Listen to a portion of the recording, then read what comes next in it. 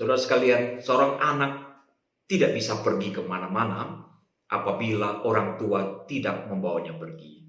Dan ketika orang tua sudah benar-benar menjadi tua, tidak bisa pergi kemana-mana apabila anak-anak tidak membawanya pergi. Banyak orang tua yang melahirkan dan yang membesarkan anak-anak mempunyai harapan yang besar bahwa suatu saat anak-anak yang mereka lahirkan itu akan menjadi tulang punggung bagi keluarga. Bisa diharapkan dan yang bisa dibanggakan oleh orang tua.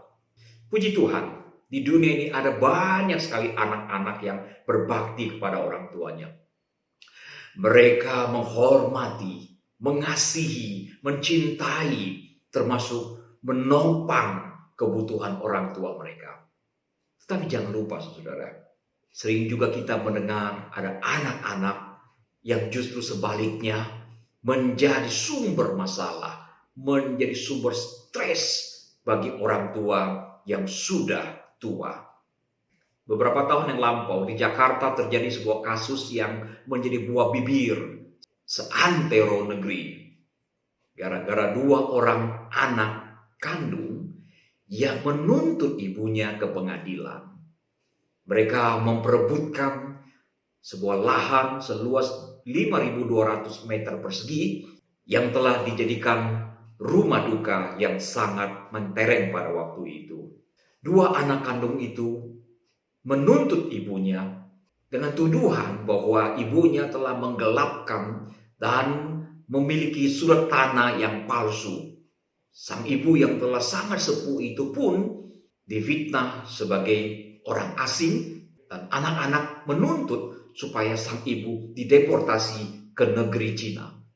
Konon sang ibu sempat ditahan, tetapi akhir dari kisah ini adalah sang ibu yang telah berumur 85 tahun itu memenangkan perkara karena PK yang diajukan oleh sang ibu diterima oleh Mahkamah Agung, dan karena itu rumah duka itu terpaksa dibongkar oleh Pengadilan Negeri Jakarta Utara.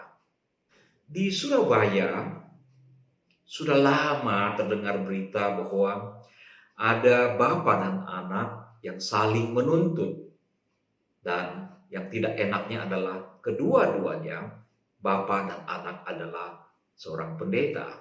Si anak menuntut bapaknya 51 miliar, sementara bapaknya menuntut balik 51 miliar 1.000 rupiah. Baru-baru ini sang bapak meninggal. Menurut tulisan Dahlan Iskan, jenazah pendeta senior akan disemayamkan di gereja besar yang dirintis oleh pendeta almarhum itu. Tapi rupanya anak pendeta melarang bapaknya disemayamkan di gereja itu. Karena itu terpaksa jenazah sang ayah dibawa ke rumah duka. Ini adalah dua contoh kasus yang sangat ekstrim, saudara sekalian. Saya tidak tahu apa duduk persoalan yang mereka hadapi. Siapa yang bersalah dan siapa yang paling bersalah, saya tidak tahu itu. Tetapi dari dua kisah ini, kita bisa menyimpulkan bahwa anak-anak di dalam kasus ini pasti menjadi masalah bagi orang tua. Menimbulkan stres bagi orang tua di usia lanjut mereka. Bahkan untuk kasus yang terakhir ini, sebagian orang Kristen sangat-sangat menyayangkan karena sedikit banyak itu memberikan aib yang memalukan bagi kekristenan. Saya berdoa, saudara, semoga saudara mempunyai anak-anak yang baik-baik, yang bisa dibanggakan dan yang bisa diandalkan oleh Bapak dan Ibu sekalian. Akan tetapi, jangan lupa, anak-anak yang baik sangat sulit didapatkan di zaman ini, karena zaman ini adalah zaman yang telah tercemar. Karena itu, apabila Bapak dan Ibu, dan termasuk saya, mempunyai harapan, kerinduan, memiliki anak-anak yang baik-baik, ada banyak hal yang harus kita lakukan, dan termasuk ada hal-hal tertentu yang tidak baik untuk kita lakukan. Apa yang harus dilakukan oleh para orang tua agar anak-anak mereka tidak menjadi sumber masalah. Yang pertama dan yang paling penting adalah ajarilah anak-anak mengenal akan Tuhan. Saya akan bacakan satu bagian firman dari Perjanjian Lama, kitab 1 Samuel pasal yang kedua. Adapun anak-anak lelaki Eli adalah orang-orang dursila. Mereka tidak mengindahkan Tuhan ataupun batas hak para imam terhadap bangsa itu. Setiap kali seseorang mempersembahkan korban sembelihan, sementara daging itu dimasak, datanglah bujang imam membawa garpu bergigi 3 di tangannya dan dicucukkannya ke dalam bejana atau ke dalam kuali atau ke dalam belanga atau ke dalam periuk. Segala yang ditarik dengan garpu itu ke atas diambil imam itu untuk dirinya sendiri. Demikianlah mereka memperlakukan semua orang Israel yang datang ke sana, ke Silo. Bahkan sebelum lemaknya dibakar, bujang imam itu datang, lalu berkata kepada orang yang mempersembahkan korban itu, "Berikanlah daging kepada imam untuk dipanggang, sebab ia tidak mau menerima daripadamu daging yang dimasak, hanya yang mentah saja." Apabila orang itu menjawabnya, "Bukankah lemak itu harus dibakar dahulu, kemudian barulah ambil bagianmu sesuka hatimu?" Maka berkatalah ia kepada orang itu, "Sekarang juga harus kau berikan.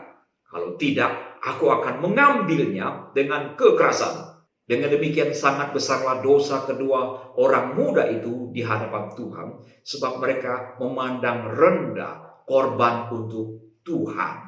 Terus kalian, kita sudah sangat-sangat familiar dengan kisah ini.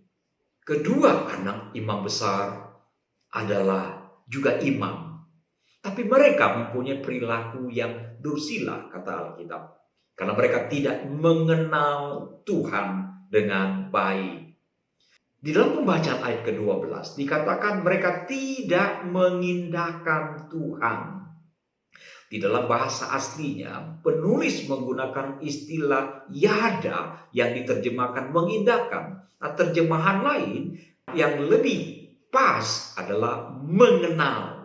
Jadi, dengan kata lain, sekalipun mereka adalah imam, kedua-duanya adalah orang yang tidak mengenal Tuhan dengan baik.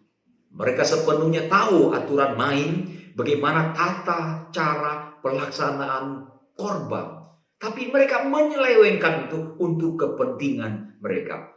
Bahkan di dalam pembacaan yang lebih lanjut, kita bisa menemukan mereka melakukan berbagai kekejian di depan rumah Allah. Saudara sekalian, betapa berbahayanya jika seseorang tidak mengenal dan akhirnya tidak takut kepada Tuhan. Juga berbahaya apabila seseorang hanya mengenal Allah secara parsial, hanya sepotong-sepotong saja. Ada orang mengatakan Tuhan itu baik, apapun dosa kita Tuhan tetap akan mengampuni. Saudara sekalian, ini adalah pengetahuan tentang Tuhan yang sepotong-sepotong. Ini berbahaya.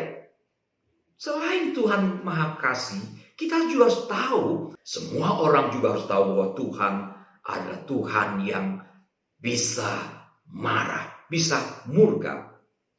Nah, di dalam kasus ini, saudara, Tuhan marah kepada Eli dan termasuk kedua anaknya.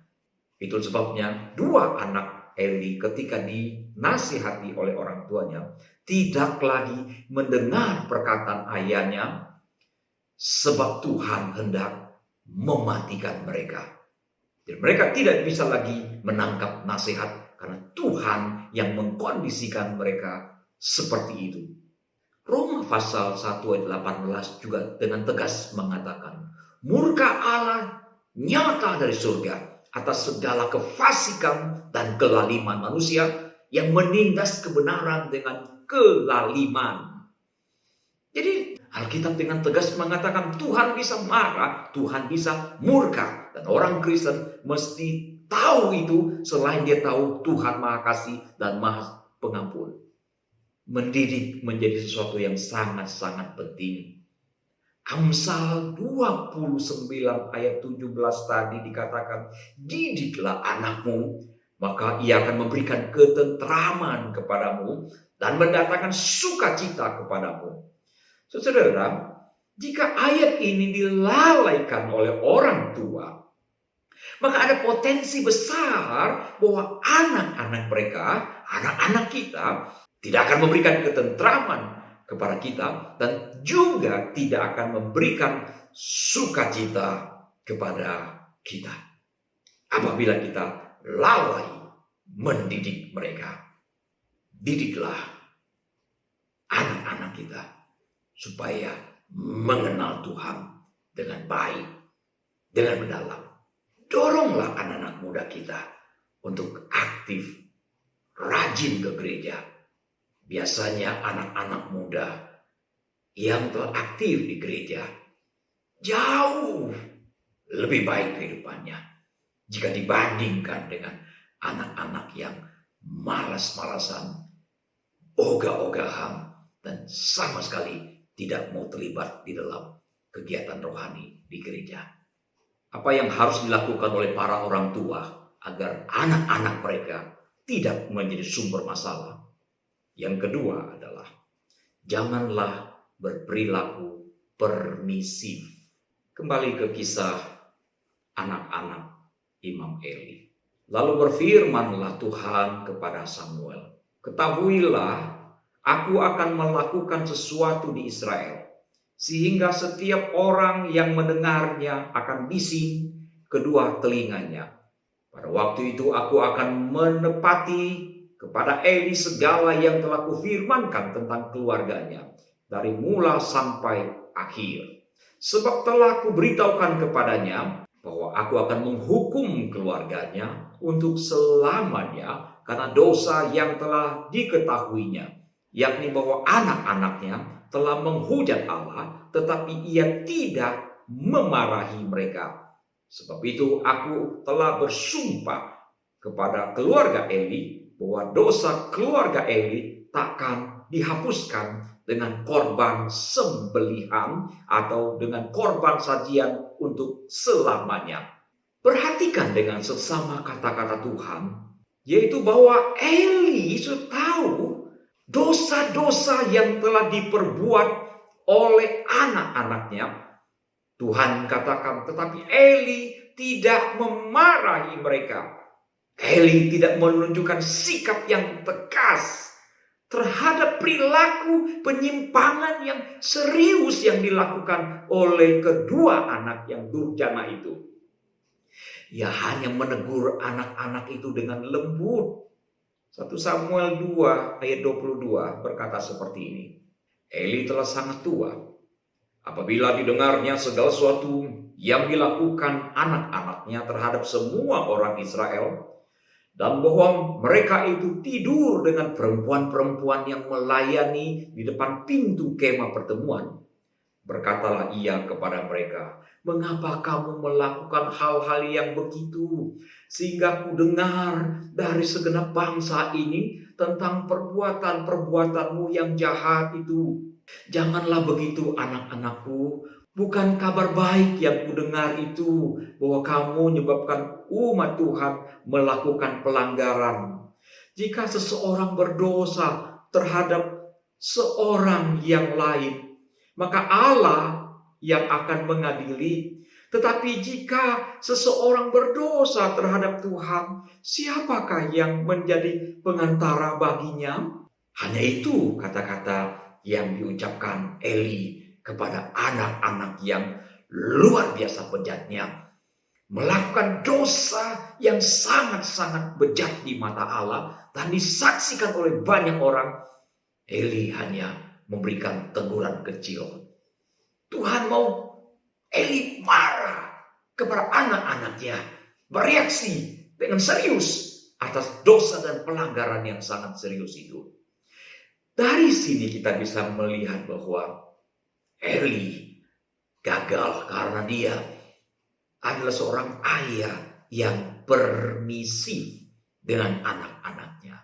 Terus kalian, apabila anak-anak kita melakukan sebuah kesalahan, kita harus menegur dari yang halus sampai yang keras agar anak-anak yang salah itu dapat dituntun kembali kepada jalan yang lurus. Dan apabila anak-anak melakukan sesuatu yang tidak baik, kita mesti mendisiplinkan mereka agar mereka tidak terbiasa melakukan hal-hal yang tidak baik. Ketika putri kami berumur kira-kira 2 atau 3 tahun, dia mempunyai sebuah kebiasaan yang sedikit aneh, yaitu menggigit kulit tangan.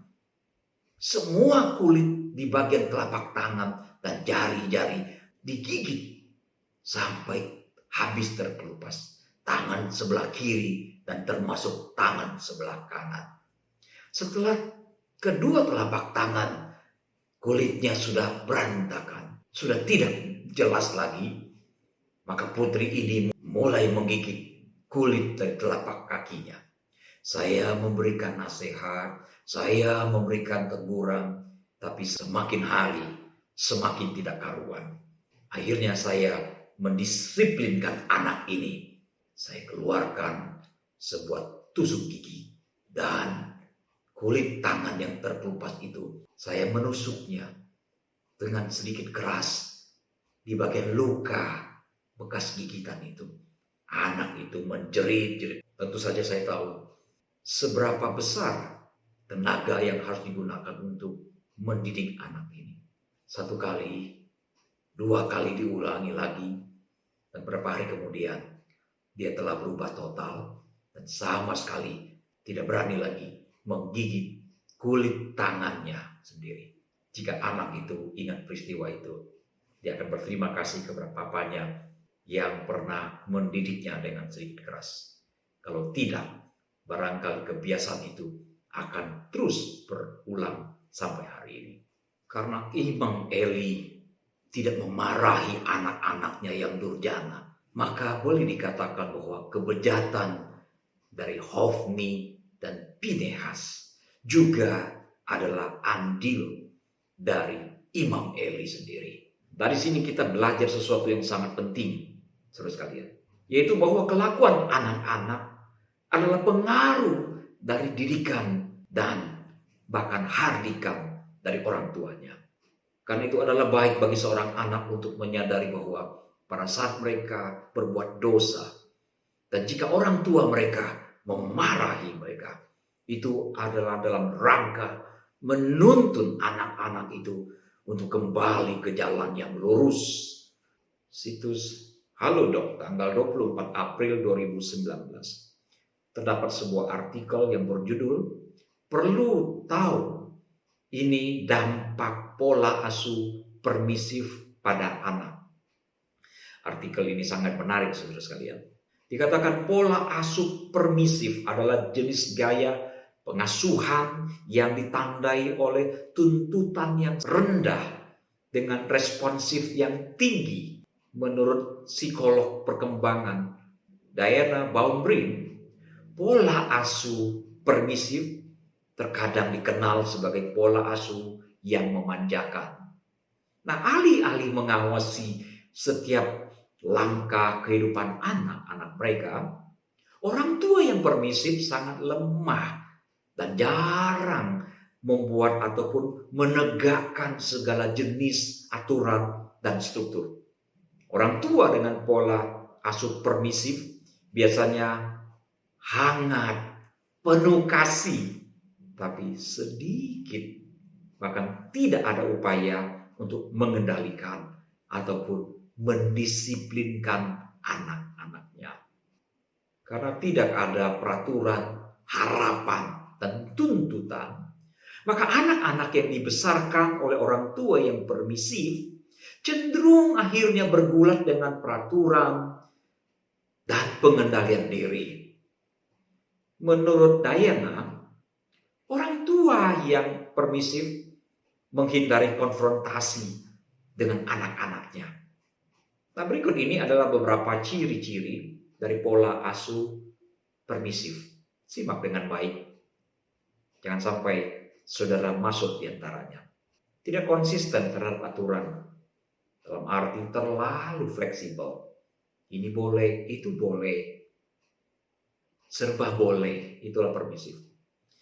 Biasanya orang tua seperti ini penyayang yang luar biasa. Memproteksi, mencintai anak yang luar biasa. Mencintai anak. Tidak ada salahnya, saudara. Memproteksi anak pun ada baiknya. Tapi tidak boleh lewat batas. Orang tua seperti ini sangat senang memperlakukan anak sebagai teman. Ya, kita harus memperlakukan anak kita sebagai teman. Tapi jangan lupa, anak-anak harus tetap menempatkan diri sebagai anak dan menghormati orang tuanya sebagai orang tua. Ciri berikutnya lagi adalah memberikan sedikit jadwal ataupun struktur. Bahkan kadang tidak ada jadwal. Orang tua yang demikian juga memberikan kebebasan kepada anak-anak mereka. Dan jarang menuntut tanggung jawab. Dan mereka juga dikatakan jarang menegakkan segala jenis konsekuensi, hukuman atas kesalahan. Apa pengaruh dari pola asuh permisif ini, saudara sekalian? Para peneliti telah menemukan bahwa pendekatan pengasuhan yang terlalu santai yang ditunjukkan oleh orang tua yang bersifat permisif tadi dapat menyebabkan sejumlah hal yang sangat buruk. Anak-anak yang dibesarkan oleh orang tua yang permisif cenderung tidak disiplin, memiliki keterampilan sosial yang sangat buruk, cenderung tidak mau terlibat di dalam sesuatu hal, tapi banyak menuntut akhirnya. Akibat yang lain adalah mereka merasa tidak aman karena kurangnya batasan dan bimbingan. Saudara-saudara, dikatakan anak-anak yang diasuh dengan permisif, maka biasanya mereka mempunyai prestasi yang sangat rendah di banyak bidang. Mereka sulit untuk membuat keputusan yang baik. Dan anak-anak seperti ini akan besar menjadi orang yang cenderung agresif dan mempunyai tingkat pemahaman emosional yang sangat rendah. Akibat yang lain adalah anak-anak seperti ini sangat rentan terhadap kenakalan remaja maupun pemuda. Mereka tidak bisa mengatur waktu karena kebiasaan mereka yang tidak didisiplinkan dari awal. Karena kurangnya struktur dan aturan di dalam rumah tangga. Anak-anak ini tidak pernah belajar tentang batasan-batasan. Ini membuat anak-anak nonton televisi satu harian, bermain game seharian, bahkan semalam suntuk. Tidak belajar, tidak menggunakan waktu untuk belajar, mengulangi pelajaran dan menyiapkan pelajaran keesokan harinya. Itulah serangkaian akibat buruk dari kesalahan orang tua yang mendidik anak-anak dengan pola asuh yang salah, pola asuh permisif, seperti Imam Besar Eli. Apa yang harus dilakukan oleh para orang tua agar anak-anak mereka tidak menjadi sumber masalah? Sekarang yang ketiga adalah bangunlah hubungan emosional yang sehat antara orang tua dan anak. Surat Kolose pasal 3 ayat 21 berkata seperti ini. Hai bapak-bapak, janganlah sakiti hati anakmu supaya jangan tawar hatinya. Ayat ini mengajarkan sesuatu yang sangat berarti. Pada waktu kita mendisiplinkan anak, kita harus mengerti batasan toleransi. Sehingga anak-anak tidak merasa disakiti secara berlebih-lebihan, menjadi tawar hati, dan akhirnya menimbulkan luka batin yang tidak tersembuhkan. Belakangan ini sering beredar beberapa video yang sangat sadis yang memperlihatkan bagaimana cara orang tua menghajar anak-anak secara berlebihan dan di luar batas yang wajar. Saya pernah melihat ada anak berumur 5 atau 6 tahun yang kakinya digantung ke pintu, ditelanjangi, dan kemudian sang ayah memukulnya dengan pipa berulang-ulang, dan anak-anak itu menjerit-jerit kesakitan luar biasa. Ini adalah orang tua yang tidak tahu batas, orang tua yang mungkin sudah menjurus ke sakit jiwa. Alkitab mengatakan orang tua, bapak-bapak, tentu saja ibu-ibu, tidak boleh menyakiti hati anak sehingga anak-anak menjadi tawar hati. Saya memahami bahwa di sini Rasul Paulus ingin supaya hubungan emosional antara orang tua dan anak tetap terpelihara, tidak terputus oleh kelakuan orang tua yang berlebihan di luar batas yang sewajarnya. Saudara sekalian, mengapa penting mempunyai hubungan emosional yang baik dan sehat? Sebuah survei mengatakan bahwa kesuksesan seorang anak di masa depan itu dimulai dengan relasi yang baik dengan orang tuanya. Survei itu mengatakan bahwa 90% keberhasilan seseorang di dalam masyarakat itu ditentukan oleh kematangan emosional dari orang itu. Sedangkan intelektualitas itu hanya menyumbang 10% saja. Sayang sekali saudara, metode pendidikan yang diterapkan di banyak lembaga pendidikan di negeri ini kebanyakan hanya berusaha untuk mencerdaskan anak-anak dari segi intelektualitas kognitif, bukan kecerdasan emosional. Nah, emosi ini rupanya bisa dibentuk mulai dari kedekatan antara orang tua dan anak. Menurut para psikolog, itu sebabnya sangat penting waktu khusus antara anak dan orang tua. Kita lemah dalam hal ini, saudara. Jadi orang tua yang memahami emosi dari anaknya sendiri, kenal sangat baik dengan anaknya, mesti membantu anak-anak menciptakan rasa percaya diri. Dan anak-anak yang percaya dirinya lebih tinggi akan mempunyai potensi yang lebih besar untuk berhasil di belakang hari jika dibandingkan dengan anak-anak yang tidak mempunyai kepercayaan diri. Kebutuhan dasar seorang anak adalah sama seperti kebutuhan dasar orang dewasa. Anak-anak membutuhkan rasa aman, merasa disayangi dan diakui, diberikan apresiasi termasuk di dalamnya. Dan kebutuhan emosional ini dapat terpenuhi jika antara orang tua dan anak mempunyai kedekatan yang baik sehingga ikatan emosional di antara orang tua dan anak itu betul-betul terjalin dengan baik. Selain itu, saudara sekalian, kedekatan emosional ini juga akan menjadi pengikat hubungan darah orang tua dan anak. Jika hubungan emosional tidak terbentuk dengan baik, maka relasi anak dan orang tua hanyalah basa-basi, formalitas. Anak-anak menaruh hormat pada orang tua hanya sekedarnya saja. Mungkin itu didorong karena rasa takut berdosa pada Tuhan karena tidak menghormati orang tua, takut kehilangan berkat. Sebagian anak juga menghormati orang tua dengan harapan akan mendapatkan berkat yang berkelimpahan karena dia berbakti pada orang tua. Jika sejak awal orang tua dan anak tidak mempunyai hubungan emosional yang memadai, maka ketika orang tua sudah menjadi tua, bisa-bisa akan dianggap menjadi beban bagi kehidupan anak-anak. Dan kalau ini terjadi ketika orang tua meninggal, itu adalah hari pembebasan bagi anak-anak. Anak-anak akan berkumpul di rumah duka, tetapi hati mereka merasa lega, ada sukacita, ada kegembiraan karena beban hidup mereka telah terlepas.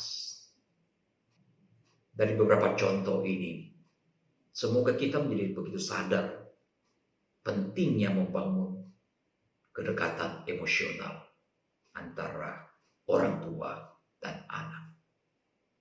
Apa yang harus dilakukan oleh para orang tua agar anak-anak mereka tidak menjadi sumber masalah? Yang keempat, yang terakhir adalah orang tua mesti memiliki sikap yang bijaksana. Amsal 24 ayat 14 berkata, "Ketahuilah, demikian hikmat untuk jiwamu. Jika engkau mendapatnya, maka ada masa depan dan harapanmu tidak akan hilang." Ketahuilah, demikianlah hikmat untuk jiwamu. Supaya hidup kita menjadi aman sentosa, berbahagia, penuh dengan sukacita, salah satu kuncinya adalah memiliki hikmat. Karena itu saran yang terakhir untuk khotbah hari ini adalah orang tua mesti memiliki sikap yang bijaksana.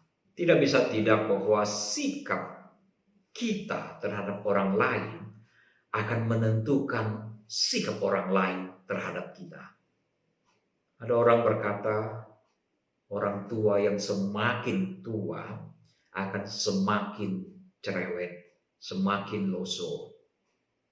Terkadang memang ada sesuatu yang perlu dicerewetkan apabila itu menyangkut sesuatu yang sangat-sangat prinsipil.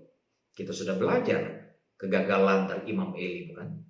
Ada yang perlu tetap dicerewetkan, tetapi adalah baik orang tua mesti tahu batasannya.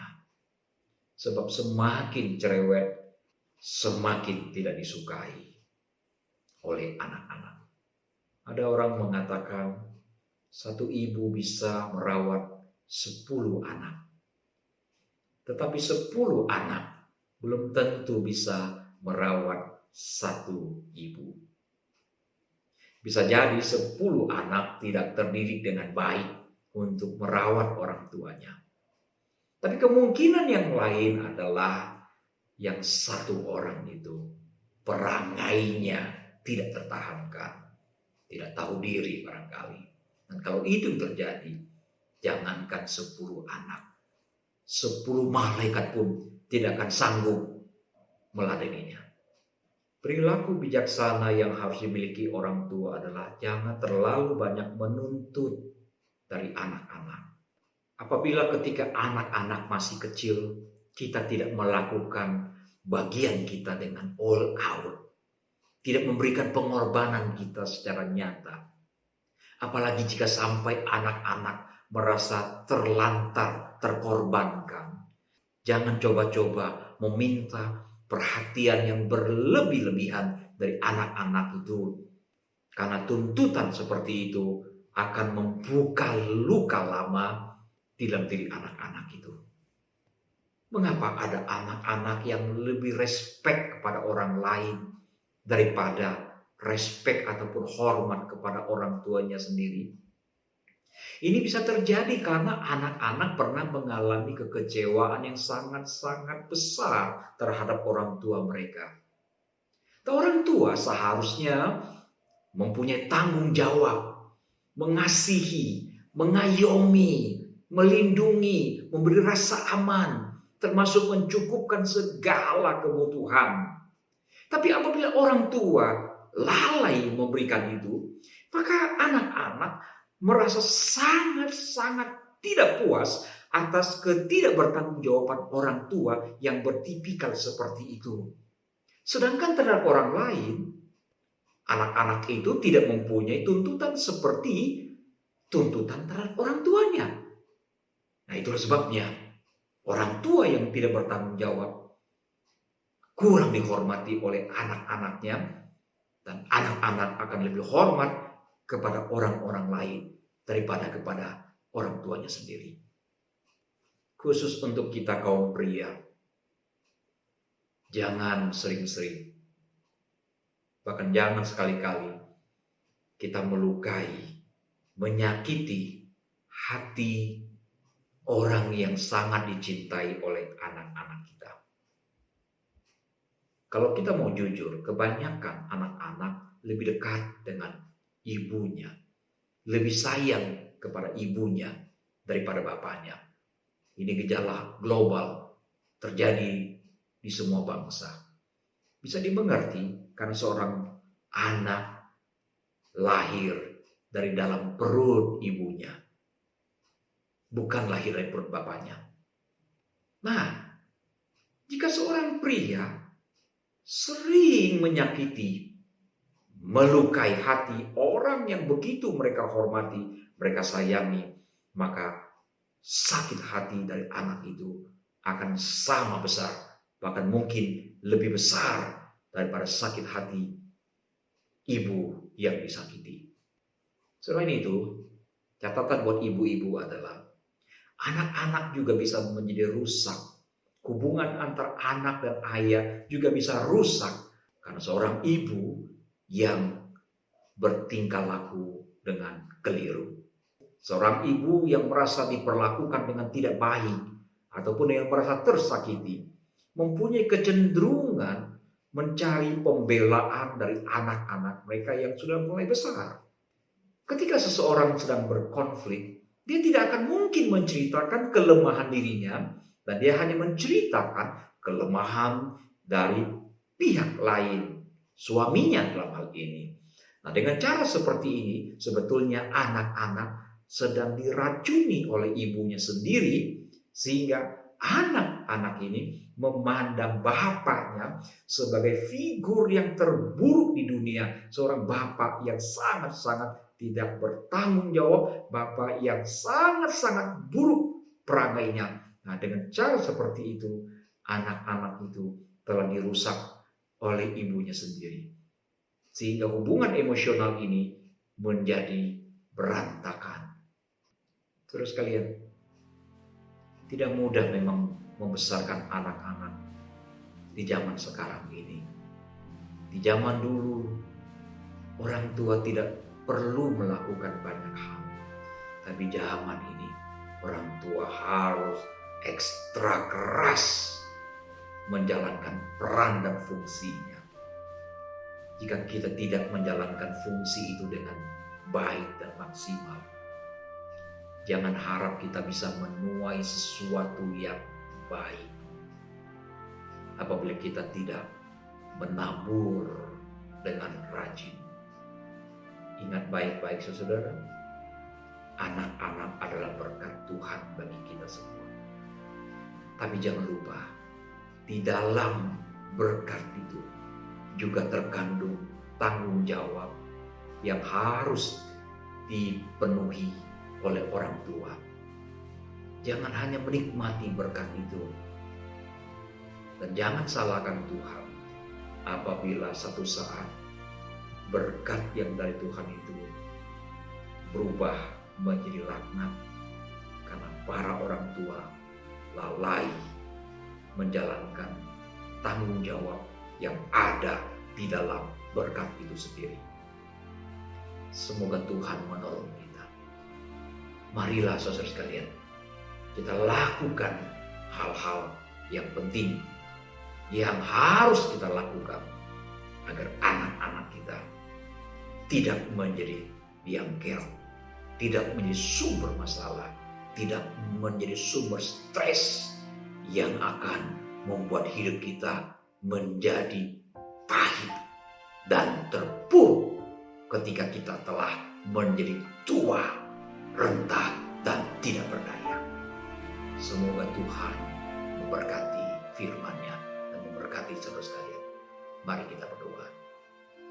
Terima kasih untuk begitu banyak peringatan-peringatan dari firman Tuhan yang mengingatkan kami untuk melakukan tugas kami dengan baik. Sehingga anak-anak yang Tuhan percayakan kepada kami itu dapat dididik dengan baik, mendapatkan teladan yang baik, mendapatkan segala sesuatu yang baik untuk pertumbuhan bukan hanya soal fisik mereka, tapi spiritualitas, mentalitas. Tolong kami Bapa untuk menangkap intisari dari kebenaran firman Tuhan dan mempraktekannya di dalam kehidupan kami. Dalam Yesus Tuhan kami berdoa. Amin.